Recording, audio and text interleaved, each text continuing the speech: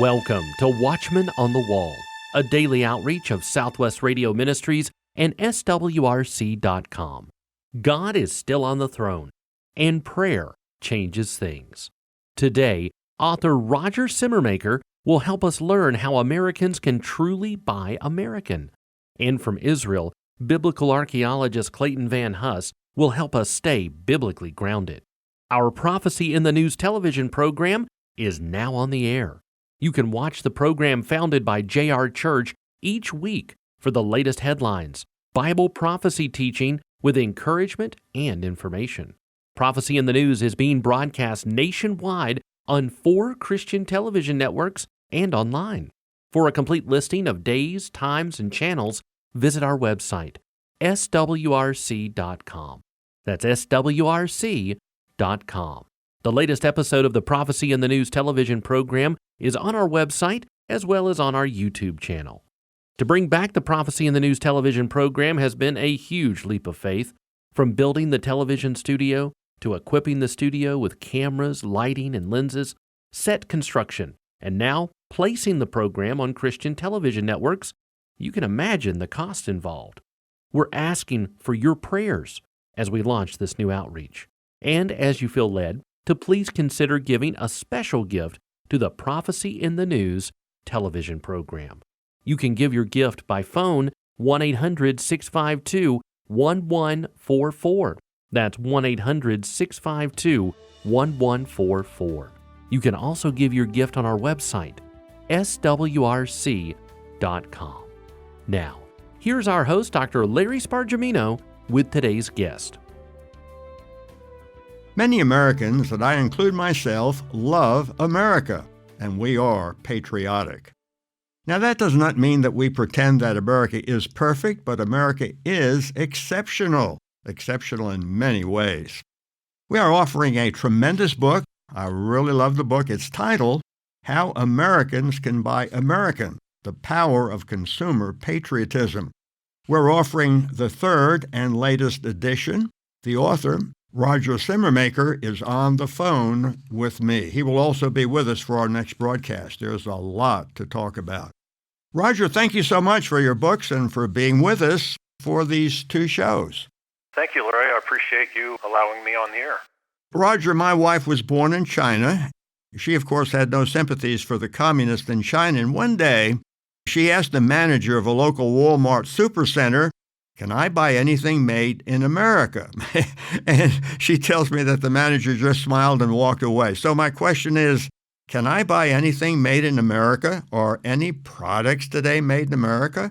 Yes, you definitely can, and it's interesting you brought that up because that's how I got started with Buy American back in the 90s, is I went shopping for some apparel, and I had such trouble finding American-made apparel, I decided to do something about it, and I looked into it and decided to start writing books about it, which is what I did. But, the fact is about 97% of the apparel that we buy in this country is not made in America.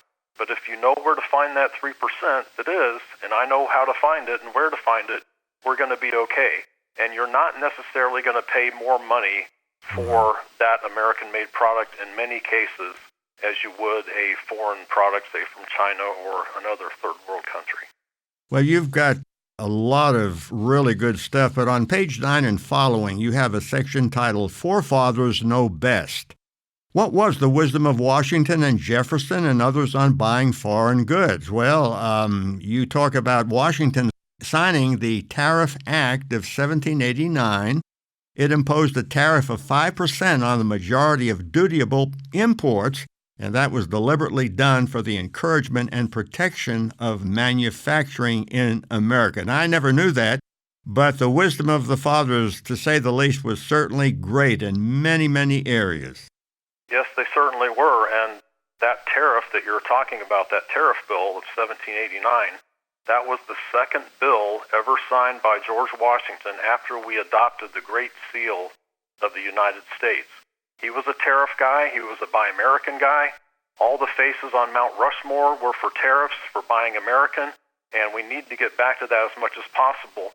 And that's the direction that I think President Trump is going today, and it should be no surprise, but a lot of people have gotten so used to free trade and globalization over the last 70-plus years, it's a shock to them, and they don't know how to really read that or understand it. But if you go back to the founders, that's the way that we were, that's the way the country was founded, and we need to get back to that for sure. I certainly agree. You also write that Americans may think that they're getting a better deal in being able to buy cheaper goods from abroad, but as you point out, often we pay more in direct taxes to cover budget shortfalls created by free trade and the resulting trade and budget deficits. So that's from your book, Unconstitutional. So I never thought of that, but the more you think of the logic of what you're writing about and all that you're bringing out, and with regards to the economy, who gets the taxes and so forth, this is a major issue. Yes, it is, and we have to realize that the Constitution says that we are to regulate commerce with foreign nation, and it mentions duties in the Constitutions, which is just another word for tariffs. Regulation, some of it's good, some of it's not, but some of these regulations actually result in a higher standard of living for the United States. Just take, for instance, we have a 12.4% payment that we need to pay into Social Security. If you have an American factory, you hire American workers, you split that 12.4%, 6.2% each, is split between the company and the American worker. That factory goes overseas, the worker's now laid off, the company doesn't have to pay their 6.2% because they're in China or wherever, so we are subsidizing imports from China and other nations by at least, just by Social Security example, at least 12.4%. And then the free traders and globalists want to turn around and say, well, let's not put any taxes or tariffs on imports. But what they don't realize is that we're tariffing our own production 12%. If taxes are tariffs and tariffs are taxes, we are tariffing our own production at 12.4%. So it should be equal, and the Constitution talks about equal application of the laws, and that's why we should have fair trade and a level playing field across the globe. Well, sometimes we see on a garment or on something it says Made in USA. Is it okay to purchase something that says Made in USA? Is that a proof of anything? Well, unless they're breaking the law and they want to risk fines or jail time. The Federal Trade Commission has spelled out what it means to label something made in the USA, and that is, quote-unquote, all or virtually all made in the United States with parts and labor. One example I think they bring up if you go to the website of the FTC is you can't have a lamp that's imported into the United States and then put an American lampshade on it and say it's made in USA, because that's not a significant portion of labor and parts for that item. Well, I would think that buying American means buying an American-made product made by an American-owned company that will have parts available that are made in America. Is that pretty much a good definition of what buying American means? Well, that's one thing I talk about in the book. I really expand the term of Buy American. Most people think Buy American and American made are similar, but I would argue they are not. Let's say that you're buying a product made in the USA from a Chinese company. Would you say that you're buying American when you do that? Because you know the profits are going to go back to China. Right. The taxes are going to be paid to foreign owners, foreign stakeholders, stockholders, and foreign investors, and they're going to pay taxes to the Chinese Treasury, not the U.S. Treasury. So we're not really buying American in the purest sense of the term if we look at just where is the part or the item or good made. It should be an American-made product from an American-owned company. That way we keep jobs, profits, and tax revenue in the United States within our borders. You explain that. You say that ownership is the most important part of the Buy American picture for many reasons, the foremost being that American companies pay nearly twice the amount of taxes to the U.S. Treasuries as do foreign companies. And so, why do U.S. corporations shift their ownership to Bermuda or the Cayman Islands? Well, to avoid taxes. That's correct. So, just by the fact that it's an American-owned company and it's owned by shareholders and stakeholders and investors, that are here in the United States, they reap the profits from the sale of those items or goods, and they're going to pay taxes to the United States. If you have a factory based in the USA but owned by a company in Japan or China or elsewhere, that's where the profits go. That's where the taxes are going to be paid, and that's the national economy that's ultimately going to benefit. Ownership is the most important part of the Buy American picture. What I like to say is ownership equals control, and control equals sovereignty and independence. We need to get back to all of those. Yes, I agree. You know, I hate to be a conspiracy theorist, although I think so many conspiracies are no longer theory, they're fact. But, you know, it just seems to me, especially in the previous administration, that everything that we did, like what we're talking about right now, you know, those who support free trade, that the whole end of the game, the whole point of the game is really to destroy America and to create a situation where we will actually welcome a globalist takeover because we're so weak and so without any guts, without any strength, without any hope, that we will say, yes, please help us, we need your help. Does it seem that way with you, that everything was done against our country? Well, I will say that Joe Biden did continue a lot of the tariffs. He kept all of the tariffs on China, and he did actually increase tariffs in certain small instances. For instance, he doubled for a limited amount of time of the duties on Canadian softwood lumber that Trump had put on, and then he brought them back down. So he did continue that in some ways. We have to go back to, again, our previous presidents that we've been talking about. For instance, Abraham Lincoln said we should trade where it is necessary and discontinue it where it is not. He didn't say avoid trade where it is not. He said discontinue it. And just an example he used was, if we're going to import, if we're going to buy coffee or bananas, things like that, we need the coffee beans from another country, that kind of thing. But in regards to things like cotton, if we make the cotton here, we should discontinue trade in that area. Right. Well, friends, I'm really enjoying the interview with Robert Schimmermaker. We are offering our listeners his book, How Americans Can Buy American, The Power of Consumer Patriotism, 3rd edition. This is a book of 503 pages in length. It's a very, very thorough presentation of some tricky things that you really need to know more about. You can have a copy of this volume by calling 1-800-652-1144. Jefferson and Washington believed that Americans should buy American. Jefferson said, and I quote him, "I have come to a resolution myself, as I hope every good citizen will, never again to purchase any article of foreign manufacture which can be had of American make, be the difference of price what it may." Now, there's an excellent companion volume that goes along with How Americans Can Buy American, and it's titled Unconstitutional. Our Founding Fathers Rejected Free Trade, and So Should We. It's a 125-page book, a wonderful book, and we're going to be talking about that in a little bit. Our toll-free number, 1-800-652-1144. And like I've said, and I'm sure you're aware of the fact that this is all a very, very hot issue today, and you should know what the issues are, because I know you hear all kinds of things in the news, from the left, from the right, and so on. Our toll-free number, 1-800-652-1144. Now, Roger, I'm really interested in your background a little bit. I mean, you seem to be so knowledgeable in all of this. How did you come to be such an expert in these issues? And you really are. I mean, you've brought up things and angles that most people never even thought of, but you've been dealing with this for a long, long time. So tell us a little bit about your background.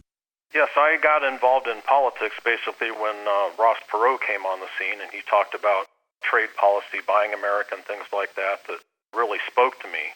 One day, as I mentioned, I was going shopping in 1994, and I thought, you know what, I'm going to make sure I buy something made in USA today. And that was, I didn't think of Ross Perot that day or politics or anything else. I just got upset about it and decided to write my first book. I didn't have any background in writing or publishing, but I was very good at English, so that's what I decided to do, and I just kind of jumped in with both feet, and the rest is history, as they say. That's interesting. I figured something like that, to say the least. And I know you're involved with the CPA, the Coalition for a Prosperous America. I believe that organization represents domestic producers and workers across many industries. Tell us about that a little bit. Yes, they do. They represent manufacturers, ranchers, farmers, even some unions are part of it. The AFL-CIO has a membership. The Teamsters has a membership. So it's a very broad coalition of kind of a nonpartisan coalition from all sides of the aisle that are for the common good of bringing common sense trade policy back to the United States, and definitely advocates of buying American, which trade policy and buying American, those are my two heavy hitter issues. The CPA, Coalition for a Prosperous America, is right down the middle on those issues, and it's a great organization. Who funds them? And it sounds like an organization that the Democrats love to hate. Tell us a little bit more about the funding. Well, it's funded by the members. I'm a member. We have a certain amount of dues that we pay. We have annual conferences, which we just had our annual conference a couple of weeks ago. You have all kinds of members from different backgrounds that are part of that, and they want to see America succeed, because when America succeeds, they're going to succeed. We're all going to succeed. Everybody has a reason to be proactive in that regard. Last conference, we had the U.S. Trade Representative, Jameson Greer, came by. Rick Scott, senator from Florida. I lived in Florida for 38 years. He was my senator for a while. Just a lot of good people that talk a lot of good common sense about where we are and where we need to go. Has President Trump made any comments about your book, or anybody on his staff and in his administration? I think he's a great president. I think he has the leadership abilities and embraces the viewpoint that we desperately need in 2025, and I don't make him the savior or the messiah, but I'm certainly glad that he is our president. So anybody in his administration or cabinet said anything about your book, or is he aware of it? It's I think it's a good resource. I would imagine he's aware of it. The book Unconstitutional that I wrote is endorsed by a couple of Coalition for a Prosperous America members. One is the economist Ian Fletcher. One of them is Dan D'Amico, who was former president of Nucor Steel. So I know they've been more actively engaged with the administration than I have. And actually, there's been a few members, I won't name any names, but that has actually been recognized by the administration and said, why don't you come into the administration and help us out in these different areas and these appointed positions? They definitely have the president's ear. I would imagine he knows who I am, but I don't know that for a fact. Right, I know. Okay. On page 105 and following of Unconstitutional, now, friends, that's the other book that we're offering. On page 105 and following, you advise that America has to do 5 things to maintain our economic superpower status. Maybe you could give us a rundown or kind of a summary. I think they're all very significant.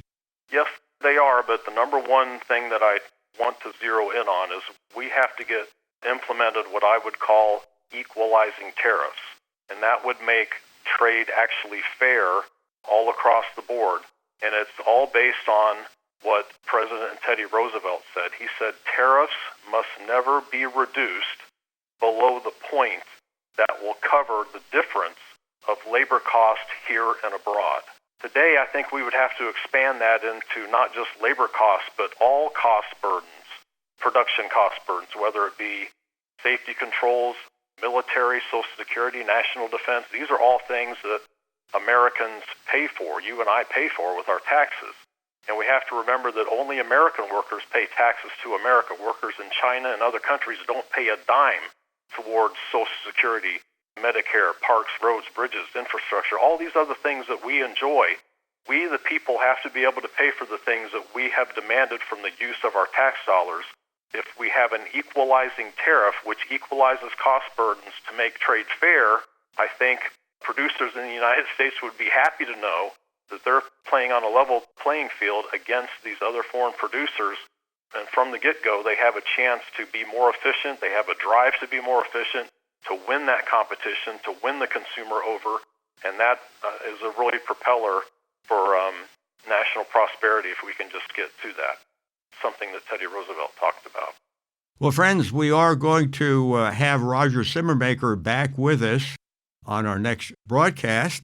All of our programs are archived. We've said a lot of things, Roger said a lot of things that you might want to go over and think about. They're all true and all in this book. Very, very helpful. So just remember to tune in to our show once again for our next broadcast. And Roger, thank you so much for this interview. As I've said, Roger Simmermaker will be back with us on our next broadcast. Please be sure to tune in once again. Buying American is about so much more than simply buying American-made products. We truly buy American only when we buy American-made products from American-owned companies. That's what keeps more jobs, more profits, and more tax revenue within our national borders. American-owned companies typically pay more taxes to our U.S. Treasury, employ more American workers, and use more domestic parts in their products than foreign-owned companies. Do you want to learn more? Then order today's featured resource, the book, How Americans Can Buy American, The Power of Consumer Patriotism. Author Roger Simmermaker knows the Buy American movement. He studies it, writes about it, and most importantly, he lives it. You'll learn how you can truly make a difference when you buy American. Order the book, How Americans Can Buy American today when you call 1-800-652-1144.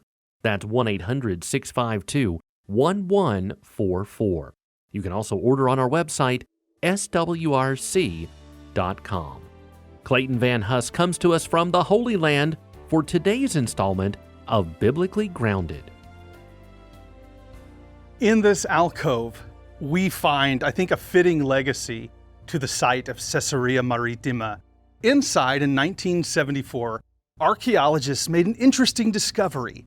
They found a medallion, just a small medallion, which is now in the Israel Museum, but a medallion that had been plastered into the wall. Now, the medallion is a piece, it was a symbol of the god Mithras. Mithras was worshipped by the Romans, especially the Roman soldiers. Now, this medallion is what's known as a tauroctony. About 700 of these have been uncovered. You can find them in museums and textbooks. It's an image depicting Mithras fighting a bull, or actually conquering a bull. And there are various creatures and deities who are helping him. We see a dog, we see a snake, and we see a scorpion. But we have all these little images that represent different parts of the heavens, the constellations, and we have the sun god and the moon god, and we have all these different things surrounding this image. Now, the worship of Mithras was a mystery religion that was Roman soldiers appear to have followed it. So anywhere we find Romans, we find the tauroctony, we find that image where they're worshiping. Now, this is rising at the same time as Christianity.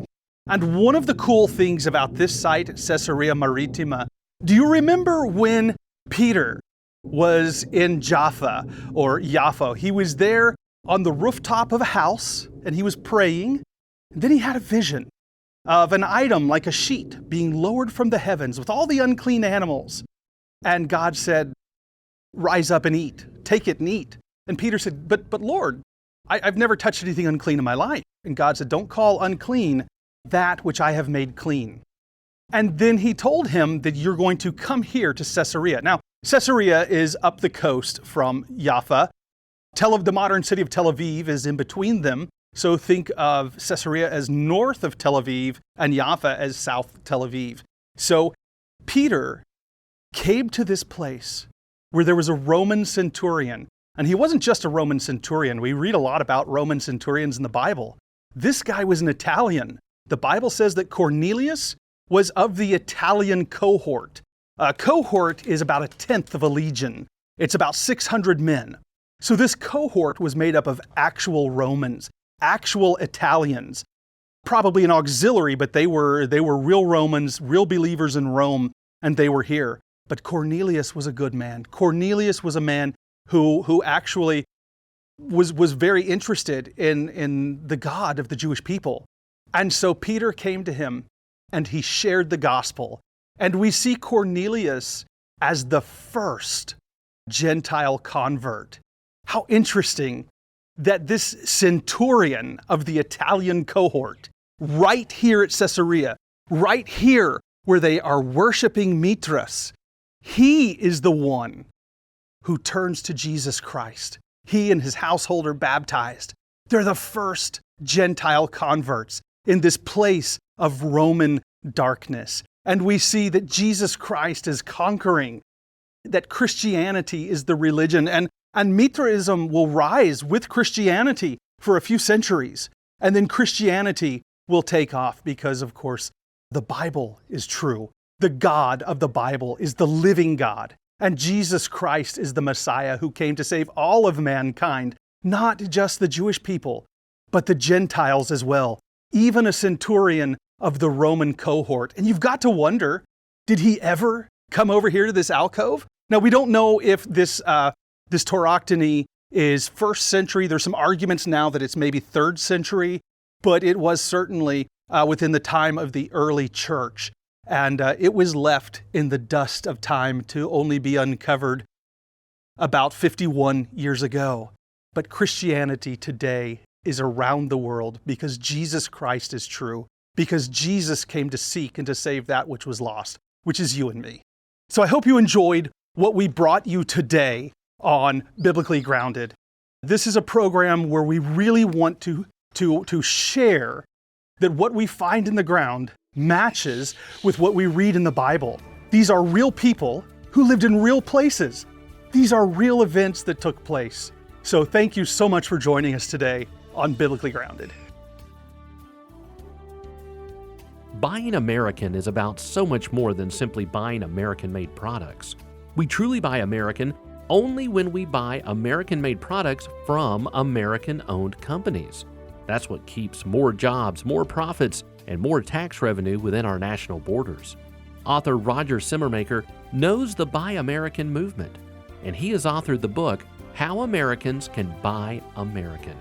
Order your copy of this compelling book today when you call 1-800-652-1144. That's 1-800-652-1144. You can also order on our website, swrc.com. Tomorrow, Roger Simmermaker will continue to reveal the power of consumer patriotism when Americans buy American. Be sure to tune in by subscribing to our daily Watchman on the Wall podcast or by downloading our free SWRC mobile app. Watchman on the Wall is a production of Southwest Radio Ministries and is supported by faithful listeners like you. Visit swrc.com. That's swrc.com.